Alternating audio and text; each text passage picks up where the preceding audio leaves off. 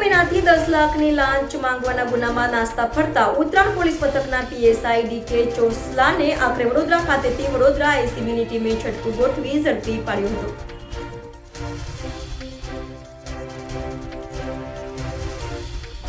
ACB પાસેથી મળતી માહિતી મુજબ સુરતમાં એક જાગૃત નાગરિકે ઉત્તરાયણ પોલીસ મથકના પીએસઆઈ ડીકે ચોસલા દ્વારા 10 લાખ રૂપિયાની લાંચ માંગી હોવાની ફરિયાદ કરવામાં આવી હતી, જેમાં ફરિયાદ મુજબના ફરિયાદીના મિત્ર વિરુદ્ધ ઉત્તરાયણ પોલીસ સ્ટેશનમાં એક જાણવા જોગ અરજી થઈ હતી, જે અરજીના તપાસના કામે ફરિયાદીને ઉત્તરાયણ પોલીસના પીએસઆઈ ડીકે ચોસલા દ્વારા ગત 12/9/2023ના રોજ પોલીસ સ્ટેશન બોલાવીને દાખલ થયેલ જાણવા જોગ અંગેનું નિવેદન લેવડાવવામાં આવ્યું હતું।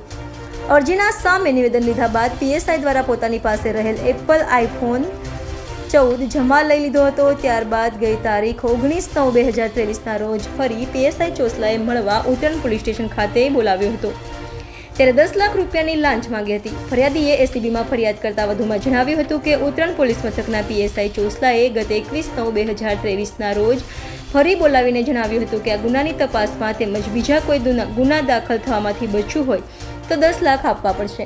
ત્યારે પીએસઆઈ ડીકે ચોસલાને લાંચના નાણાં આપવા ઈચ્છતા ન હોવાથી એસીબીમાં ફરિયાદ કરી હતી।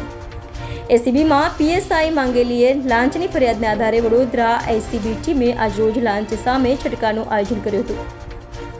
આ દરમિયાન ફરિયાદી 10 લાખ રૂપિયા લઈને આવ્યો ત્યારે પીએસઆઈના નિલેશ ભરવાડ અને પિયુષ રોય નામના બે વચેટિયા રૂપિયા લેવા આવ્યા હતા, જેમાંથી નિલેશ ભરવાડને એસીબીની ટીમે ત્યાં હાજર હોવાની જાણ થઈ જતા તે ઘટના સ્થળ પરથી ભાગી છૂટ્યો હતો, જ્યારે અન્ય એક વચેટિયો પિયુષ રોય 10 લાખ રૂપિયાની લાંચ લેતા રંગે હાથ ઝડપાઈ ગયો હતો। એસીબીના છટકામાં તે સમયે પોલીસે પીએસઆઈના એક વચેટિયાને ઝડપી પાડ્યો હતો, જ્યારે ઝડપાયેલ પિયુષ રોય પાસેથી પીએસઆઈ દ્વારા લાંચના 10 લાખ રૂપિયા લેવાનું રેકોર્ડિંગ પણ મળી આવ્યું હતું, જેના આધારે એસીબીની ટીમે ઉત્તરાયણ પોલીસ મથકના પીએસઆઈની પણ ધરપકડ કરવાના ચક્રો ગતિમાન કર્યા હતા। 11 મહિને એસીબીએ પીએસઆઈ ચોસલાને ઝડપી પાડ્યો હતો।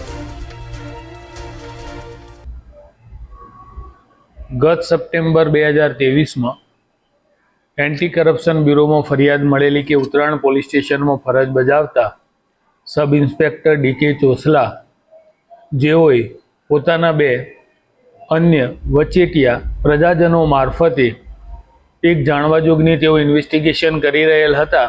એ જાણવાજોગના કામે તેઓએ આ કામે ફરિયાદી પાસેથી રૂપિયા 10 લાખની લાંચની માગણી કરેલી અને તેઓના બે અન્ય પ્રજાજનો મારફતે એ લાંચની રકમ સ્વીકારાયેલી અને તેઓ ફરાર હતા, જેઓને ગત રોજ એસીબી દ્વારા અટકાયત કરવામાં આવેલી છે અને આગળની તપાસ ચાલી રહી છે।